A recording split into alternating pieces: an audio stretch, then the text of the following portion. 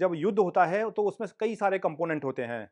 तो एक होता है हार्डवेयर, जैसे किसी कंप्यूटर सिस्टम होता है हार्डवेयर और सॉफ्टवेयर। सॉफ्टवेयर में होता है स्ट्रैटेजी, सबसे बड़ी चीज़, फिर माइंडसेट उसका क्या है। तो स्ट्रैटेजी में पहले मैं थोड़ा बात करता हूँ।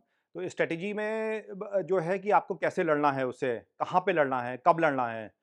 तो कब लड़ना है, जब युद्ध आपका जो दुश्मन है वो कमज़ोर है।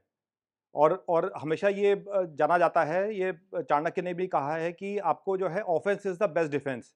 आपको आक्रमण करना है, आपका शत्रु जो है आपके आपके दरवाज़े पे है, अगर आपका पड़ोसी है, तो आपको उसके घर में घुस के जो है आपको उसको न्यूट्रलाइज़ करना है उसको।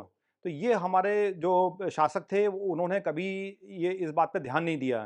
तो जो स्ट्रैटेजी है वो सबसे बड़ी कंपोनेंट थी और ये हमारी वीकनेस रही और ये वीकनेस आज भी है ये। दूसरा है जो माइंडसेट है, जिसको हम बोलते हैं डीएनए, कि हमें किसी भी तरीके से अपने दुश्मन को हराना है। अभी जैसे अब इज़राइल हमास का युद्ध चल रहा है इस समय, तो आप इज़राइल का माइंडसेट देखिए, वो जो है उसको उसका एक गोल है कि हमें हमास को हराना ही हराना है, चाहे उसकी कोई भी कॉस्ट हो। तो उसके लिए जो है वो चाहे वो अमेरिका बोल रहा हो, यूएनओ बोल रहा हो, डब्ल्यूएचओ बोल रहा हो, वो किसी की नहीं सुन रहा है। उसको बस एक ही इस समय गोल है उसके दिमाग में कि हमें इस दुश्मन को खत्म करना है। तो यही जो माइंडसेट जब अगर होगा तो आप युद्ध में अधिकतर जो है आपकी प्रोबेबिलिटी जीतने की काफ़ी बढ़ जाती है। फिर जो हार्डवेयर पार्ट में आते हैं मिलिट्री इक्विपमेंट। तो क्या आपके पास इक्विपमेंट हैं? क्या आप जो है आपका एनिमी जो है, आपके जो दुश्मन जो हैं, उससे आप कितने आप उसमें कितने आप उसके साथ जो है क्या कंपैरिज़न है आपका? तो जो मध्यकालीन भारत में अगर हम देखेंगे तो जो तुर्क थे वो हमेशा हमसे आगे रहे। तो जब जब हम तलवारों से लड़ रहे थे तो वो धनुष बाण लेके आए। जब वो धनुष बाण से लड़ रहे थे तो वो उन्होंने जो हमारे जो धनुष थे वो सिंपल एक वुडन थे, बो एंड एरो। उनके पास जो थे composite bow and arrow arrow थे। तो वो जो है एनिमल मसल और वुड दोनों के मिल के बनता था वो। तो उससे क्या होता था कि जो उसकी फायर पावर होती थी, वो बहुत ज़्यादा होती थी। जो उसकी स्पीड होती थी वो बहुत ज़्यादा होती थी। तो वो बहुत ज़्यादा जो है इफेक्टिव थे एज़ कंपेयर टू हमारे धनुष बाण के। तो ये नंबर 1 ये था। फिर नंबर 2 उनके पास जो उनके एसेट्स था सबसे बड़ा वो थे घोड़े।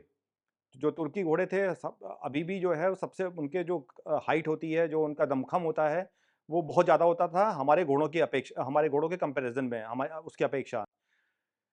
तो वो घोड़े जो है यही मेन जो था वो था। तो हमने कई बार जो है हमारे जो राजा थे उन्होंने इम्पोर्ट करने की भी कोशिश करी, कि कई बार पर्शिया से वो घोड़े आते थे, कई बार अरबी घोड़े लेके आते थे, कई बार तुर्क से भी हम लोग इम्पोर्ट करते थे।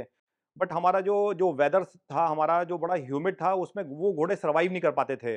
या उनको फिर जो ट्रेनिंग देनी होती थी, वो भी जो है हमारे पास ट्रेनर नहीं थे। तो घोड़े तो आ जाते थे, लेकिन उनको कैसे ट्रेन करना है, वो हमें पता नहीं था वो।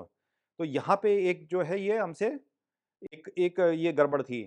तीसरी बात जो थी स्टैंडिंग आर्मी, जो जो एक जो उनके पास जो तुर्क थे या अफ़गान थे, उनके पास एक स्टैंडिंग आर्मी होती थी, वो उनका जो है पूरे साल भर जो है वो ट्रेनिंग होती थी, कि कैसे उनको लड़ना है, कैसे किस स्ट्रैटेजी में वो लड़ेंगे वो। जबकि हमारे यहाँ क्या था कि स्टैंडिंग आर्मी नहीं होती थी। जब उनको पता लगता था कि दुश्मन जो है वो अटैक करने आ रहा है, तब सडनली वो लोग जगते थे और उसके बाद जो है वो कैसे भी सबको बुला देते थे। उसमें तो किसान भी आ जाते थे, उसमें जो कारीगर होते थे, जो मतलब नॉन मिलिट्री जो फ़ोर्सेस थी वो उसके भी वो पार्ट बन जाते थे। तो ज़ाहिर है उनके पास जो है ना ट्रेनिंग थी, उनको कैसे लड़ना था।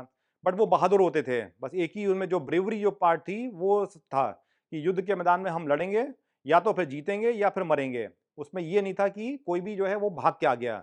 तो ये एक बहुत बड़ी चीज़ थी, लेकिन क्योंकि स्ट्रैटेजी हमारे पास प्रॉपर नहीं थी, इसके कारण जो है हम जो है कई बार हारे हम।